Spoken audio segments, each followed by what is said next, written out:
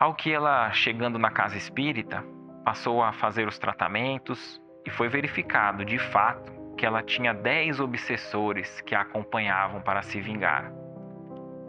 Porque numa outra encarnação retrasada, digamos assim, anterior à outra, ela havia tido muito poder, muito domínio, prejudicou muita gente. Você acha que é importante saber falar não? Você sabe dizer não? Você já passou por alguma situação em que você disse sim, mas na verdade queria dizer não e depois você se prejudicou, se arrependeu? Então, o Irmão X, através da psicografia do Chico Xavier, traz um relato que conta no livro Contos e Apólogos, do faloreiro desprevenido. Um jovem soldado, conhecido pelo seu bom coração, foi enviado para cuidar de um farol que acabara de ser inaugurado. Era numa costa onde tem muitos pedregulhos pontiagudos na margem e muitos barcos já se destroçaram e incontáveis vidas foram perdidas naquela costa, porque faz parte de um roteiro dos navios que ali passam. Então esse jovem foi lá para inaugurar e passou a cuidar daquele farol. Já nos primeiros dias já não teve nenhum incidente, colocando o óleo que foi destinado ali para acender aquele farol, iluminar, e os navios conseguiram desviar. Ali naquela costa tinha uma cidadezinha com muitos que viviam ali e conheceram esse jovem de bom coração e logo se aproximaram dele.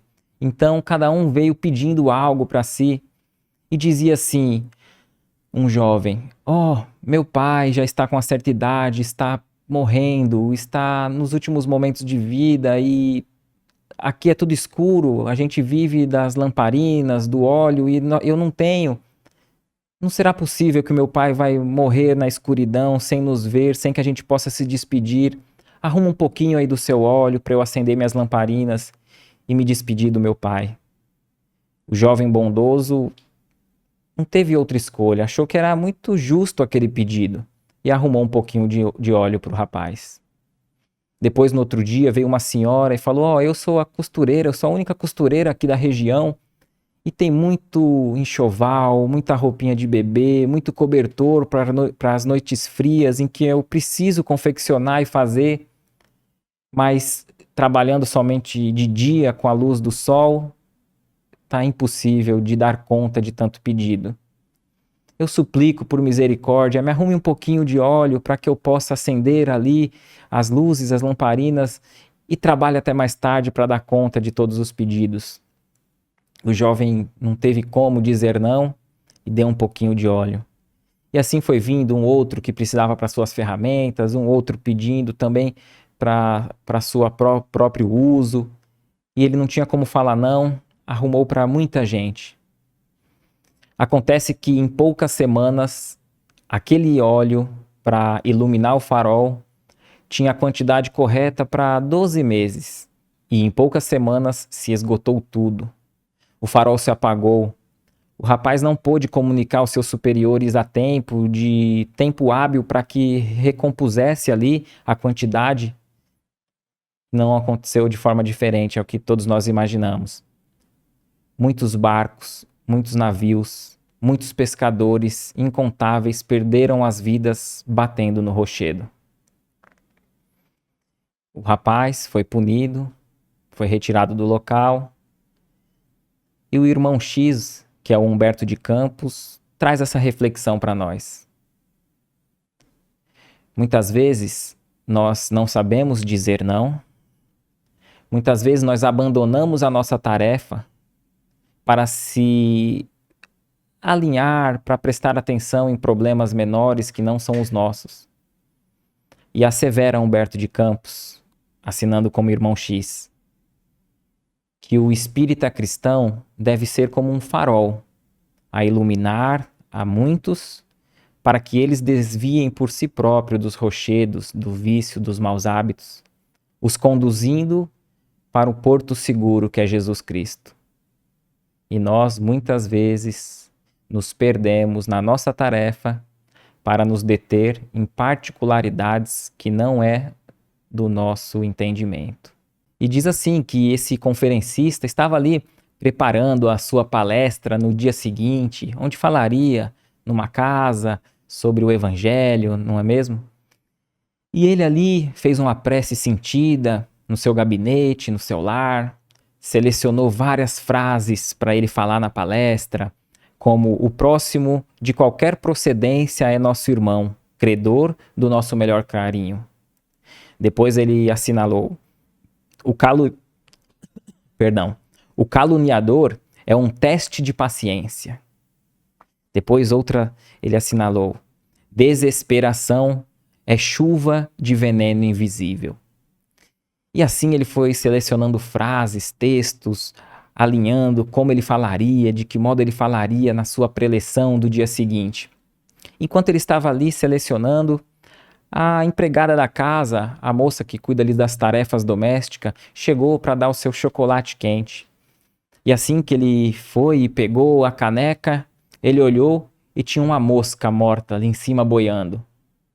De prontidão, colérico, ele falou: mas o que é isso? Que desatenção! Como que você me serve um chocolate quente com uma mosca morta dentro? E começou a esbravejar contra a moça. E ela disse: ó, senhor Torres, me desculpa, eu ando muito doente das vistas, certamente eu me distraí, minhas vistas não conseguiram perceber, me desculpa, eu não vi que tinha essa mosca no seu copo. E o rapaz colérico ali dizendo: mas se for para ter alguém enfermo aqui, é melhor eu nem ter, nem gastar com você, e eu mesmo, se for para fazer mal feito, eu mesmo faço. Quando ele estava ali, nem terminou ainda de brigar ali, né, com a moça, dar a bronca ali na moça, ele ouviu um estrondo, um barulho de demolição.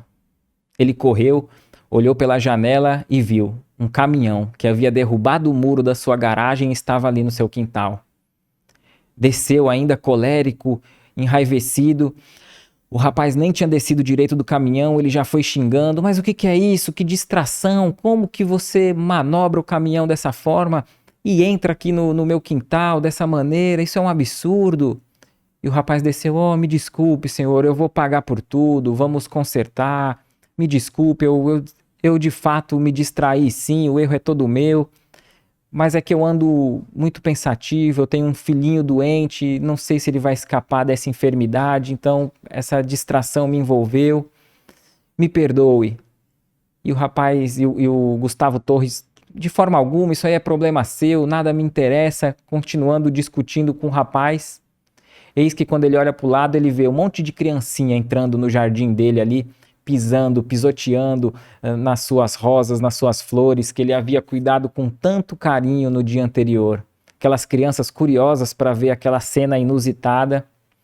E eles bravejam: somem daqui, seus pivetes, onde já se viu? E xingou os jovens ali, colocando eles para fora para correr.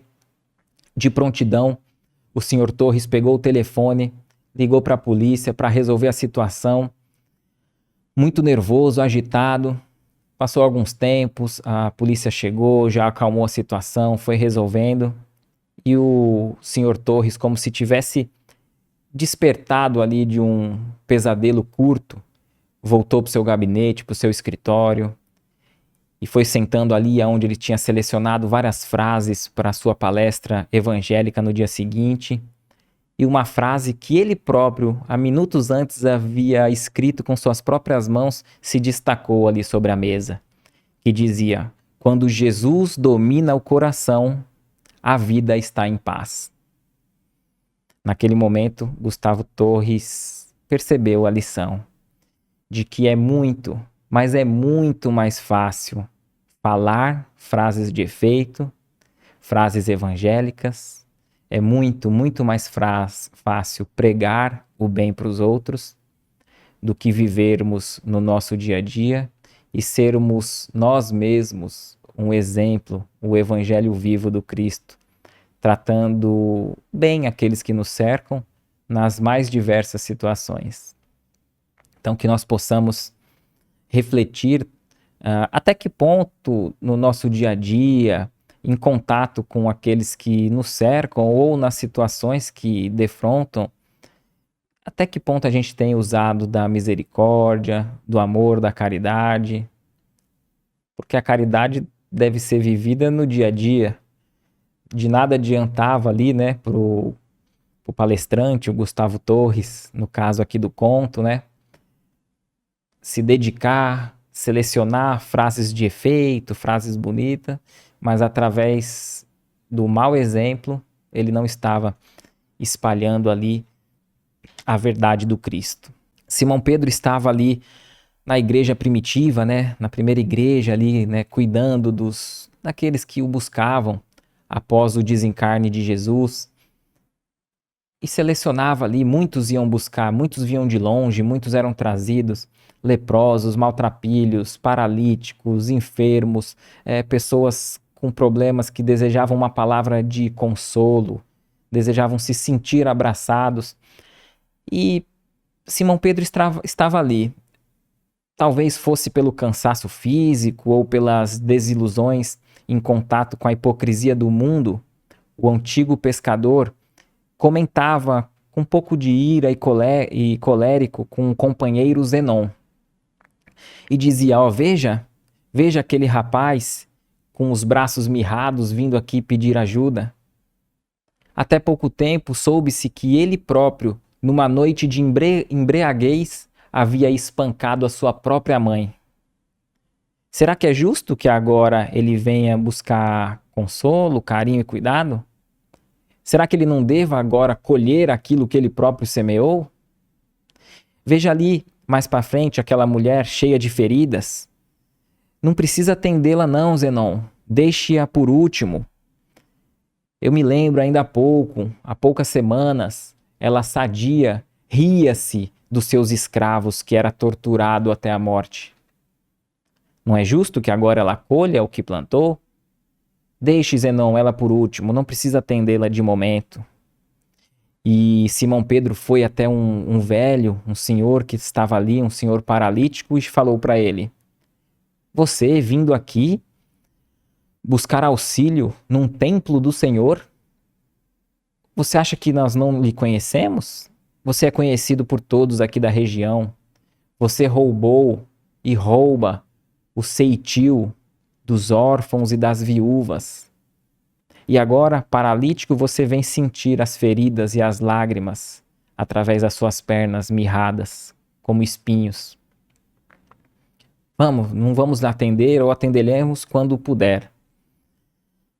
E aí foi seguindo assim o dia, todos foram embora, Simão Pedro ali limpando, organizando, sozinho o salão, aquele local.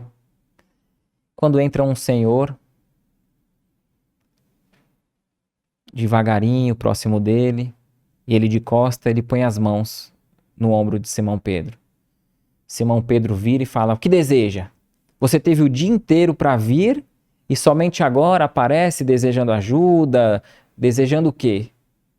Fale logo, porque o momento do atendimento já se passou. E aquela pessoa misteriosa ali não retrucou, seguiu calmo e sereno em silêncio. Simão Pedro achou estranho e passou a medir aquela figura de cima a baixo, quando viu em cada mãos daquele senhor um nódulo vermelho nas palmas. Ele não acreditou, seguiu olhando e viu os pés, com a marca dos pregos da crucificação. De pronto ele verificou que era o Mestre, Jesus, que voltava ali de frente a ele. Então ele se ajoelhou, em lágrimas nos olhos, e disse: Senhor, Senhor, que pretendes do teu servo? Foi então que Jesus, redivivo, afagou-lhe a atormentada cabeça e falou em voz triste: Pedro, lembra-te que não fomos chamados para socorrer as almas puras. Venho rogar-te a caridade do silêncio quando não possas auxiliar. Suplico-te, para os filhos de minha esperança, a esmola da compaixão. O rude, mas amoroso pescador de Cafarnaum mergulhou a face nas mãos calosas para enxugar o pranto copioso e sincero. E quando ergueu de novo os olhos para abraçar o visitante querido, no aposento isolado, somente havia a sombra da noite que avançava de leve.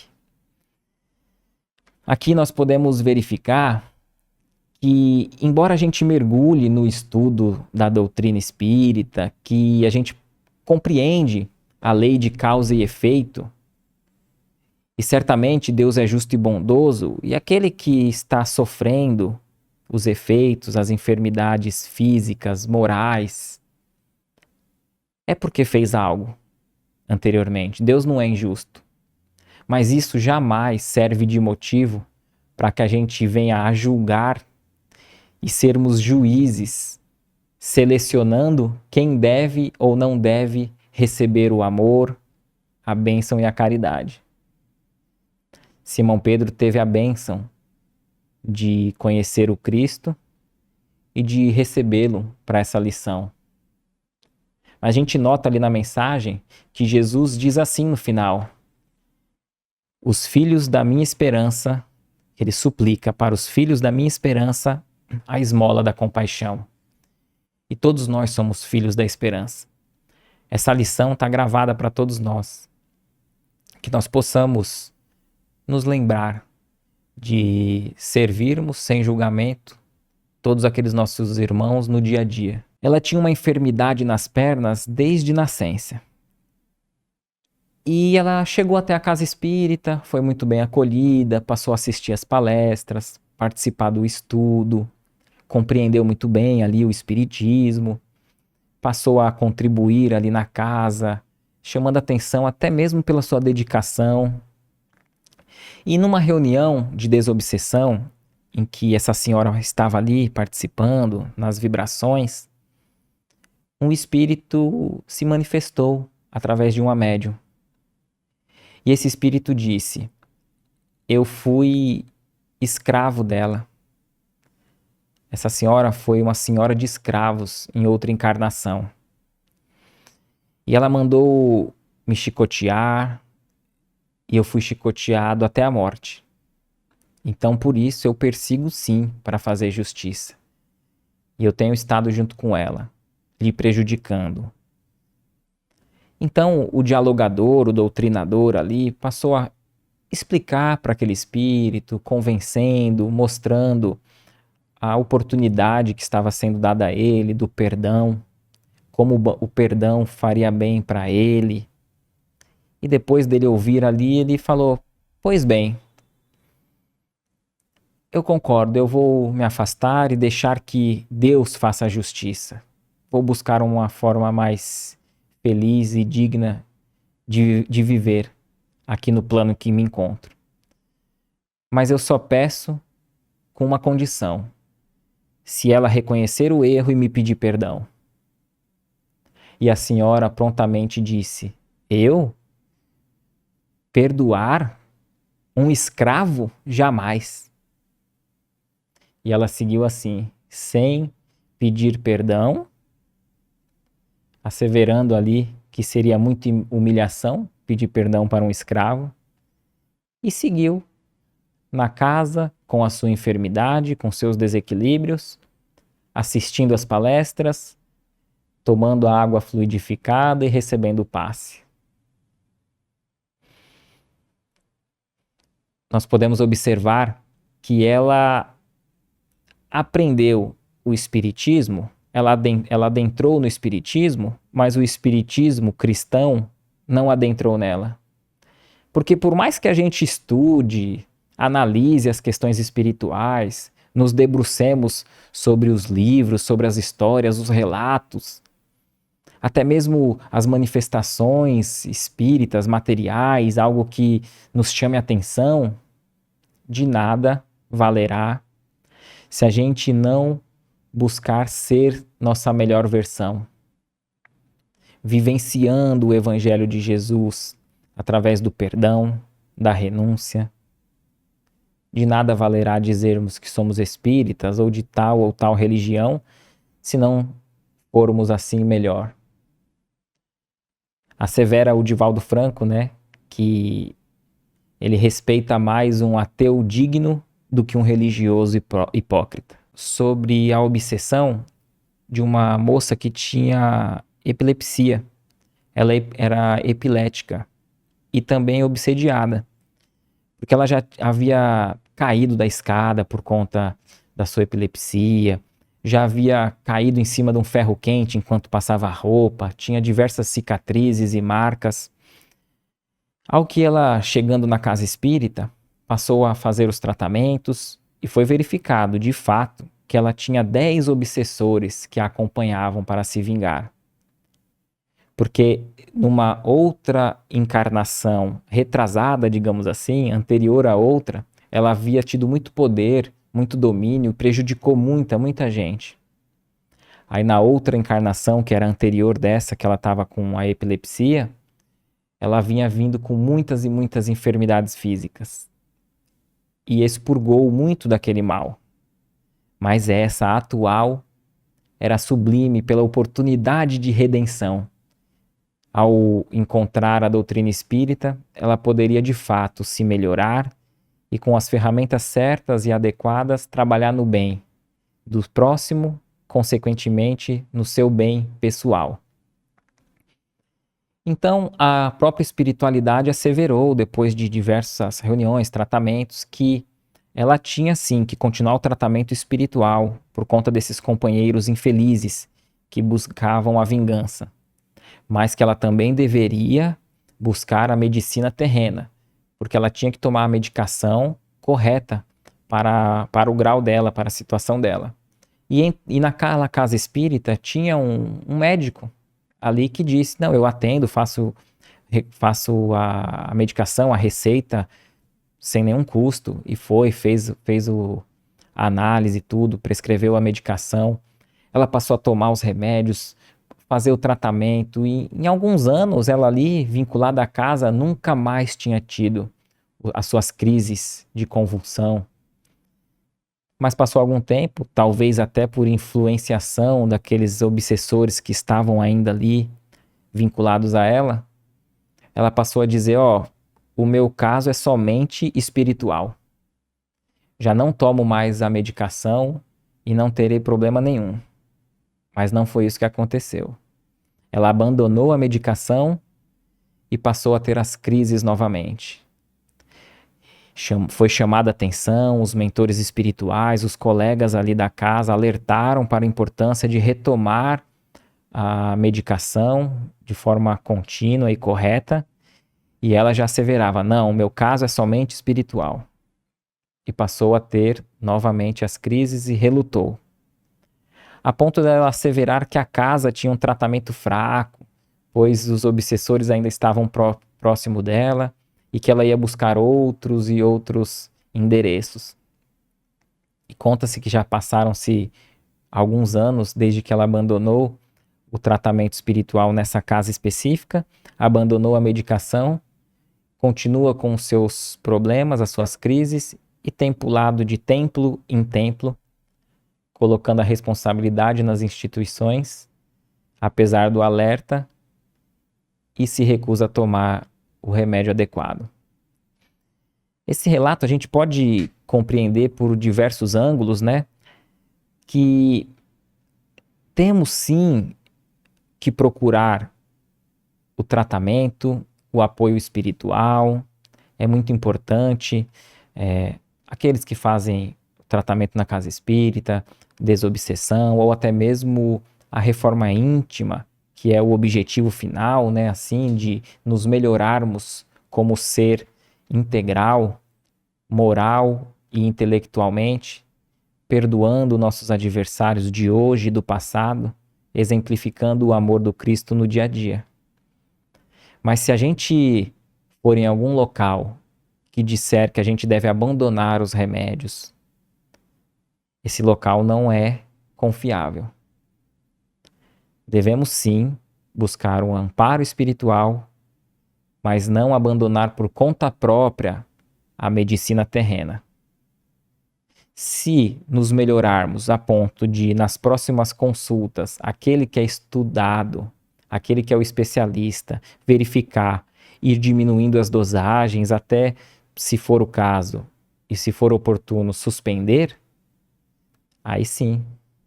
Conta-se até que, eu me recordo que o Chico Xavier, né, um médico recomendou, Chico, tome essa medicação tantas vezes por semana, de manhã, tal, passou toda a medicação e deu para ele tomar. E passou alguns meses, o médico foi e perguntou: "E aí, Chico, melhorou depois que eu passei aqueles remédios? Você tomou certinho?" E o Chico falou: "Tomei, venho tomando até hoje." Ele: "Até hoje? Mas não, era só por algumas semanas." E o Chico disse: "Não, você mandou eu tomar, mas eu tomei, ninguém me sugeriu ou mandou que eu parasse de tomá-los, né?" Aqui fica como uma lição, lógico, não vamos levar ao pé da letra, né? Mas que a gente veja a importância que o próprio Chico sempre fez um bom uso na medicina terrena, né? Não viveu somente em contato com os benfeitores espirituais. Nós estamos em contato com benfeitores espirituais também mergulhados na matéria. Então tem muitos benfeitores. Que a gente não venha cair num extremismo de um fanatismo, talvez religioso, espiritualista, que a gente venha a recusar os remédios e a medicina terrena. Naquela noite, todas as manifestações ali foram de espíritos relacionados ao aborto, que é um tema muito importante de se dizer, né? Então, foi recebido ali alguns médicos que diziam estar perturbados porque a sua consciência lhe cobrava. Ele via ali o mal que ele fez, praticando o aborto naquelas mulheres. Ele se sentia ali muito mal por ser perseguido, tanto pelos espíritos que foram, né, aqueles seres que foram abortados, quanto pelas mães, que eles incentivaram, em vez de esclarecer para que não fizesse. Então, muitos médicos foram recebidos, aconselhados ali, explicado, acolhidos, esclarecidos.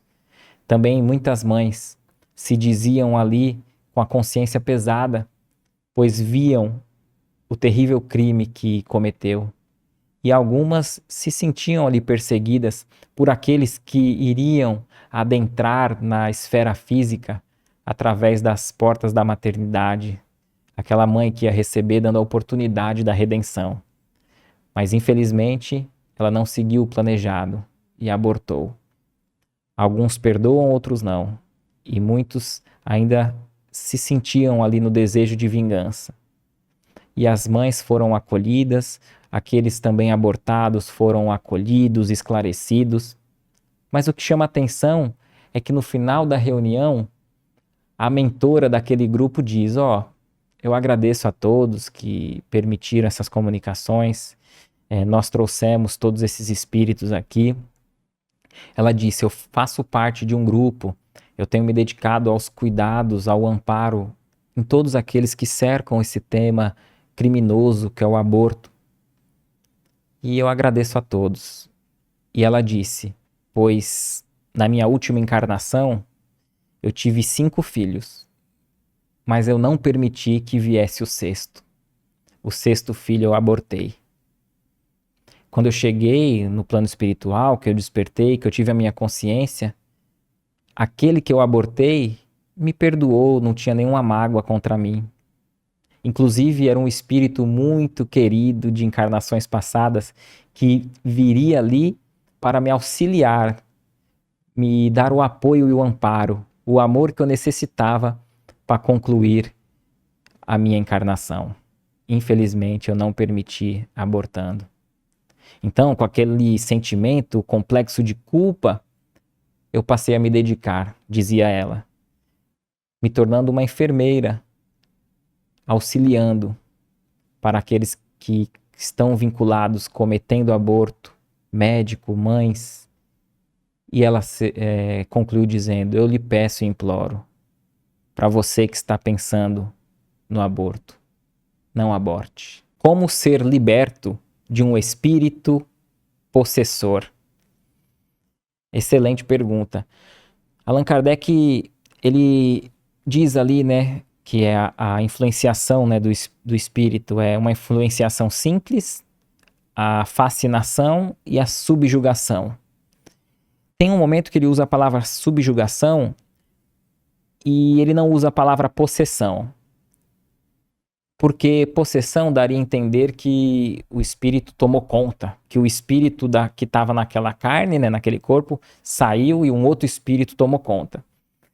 Mas depois ele retoma, e em outros livros, depois do livro dos Espíritos e alguns em outros livros, se eu não me engano é no livro dos Médiuns, ele diz ali que o termo possessão, se não for levado em conta dessa maneira, compreendendo que o espírito nunca se desvincula daquele corpo, somente no desencarne, ele vê que tem sim essa subjugação, que seria a possessão, é quando o espírito obsessor já tem um domínio sobre a mente, sobre as emoções e também sobre o corpo físico, chegando a pessoa ser um verdadeiro fantoche, fazer movimentos e fazer o que o espírito quer.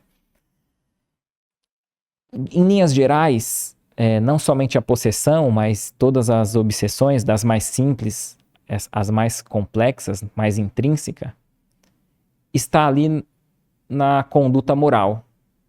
Nenhum espírito inferior conseguirá nos influenciar de tal modo se nós não dermos brechas morais.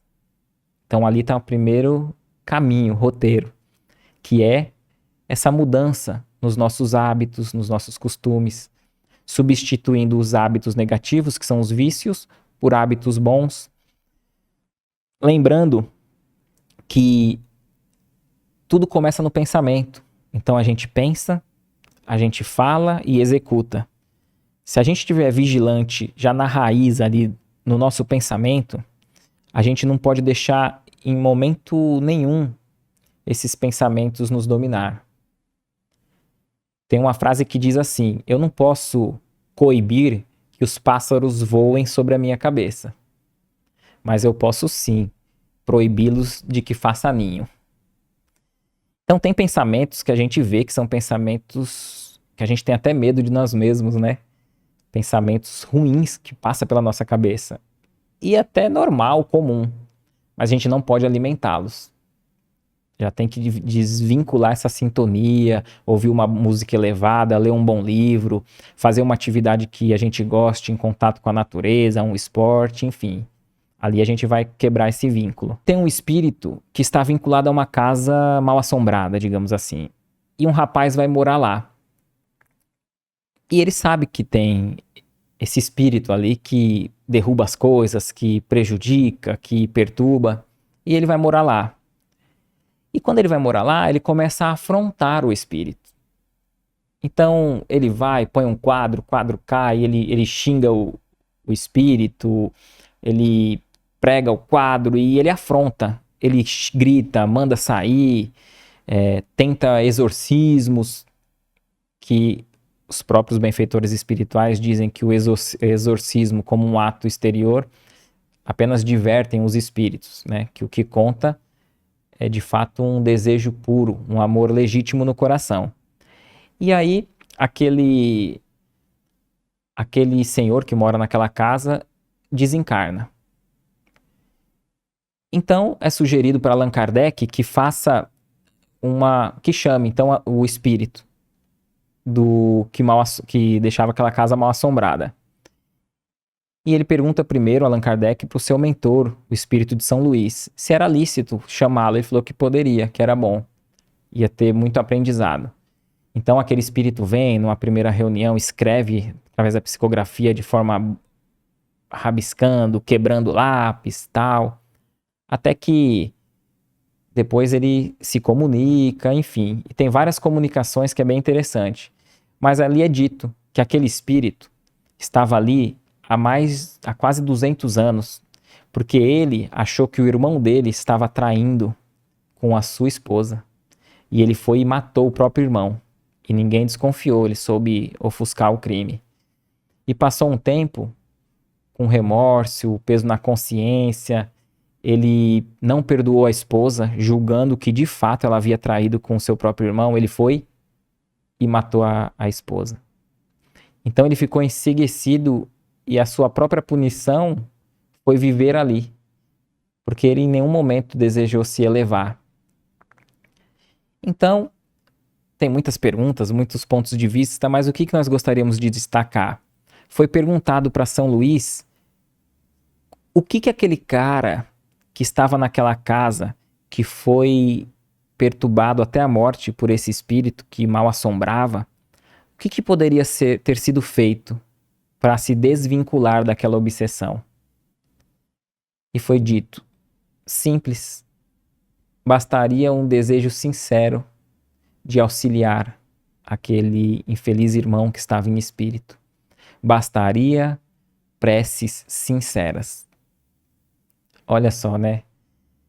Muitas vezes a gente tem obsessores, adversários, e obsessor aqui entende-se que existe os desencarnados e os encarnados.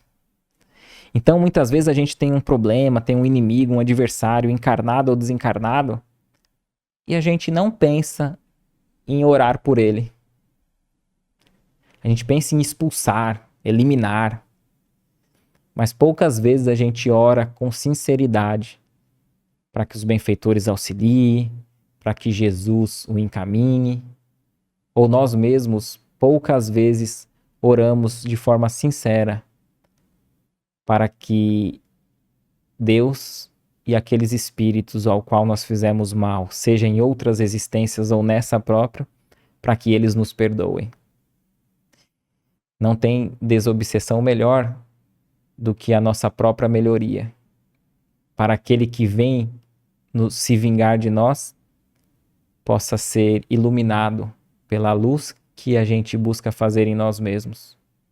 E através do nosso exemplo, eles já não reconheçam mais em nós aquele mal, aquele ser inferior que nós fomos no passado. E que nós possamos, através do amor, do bem, auxiliar, exemplificando o amor de Cristo no dia a dia.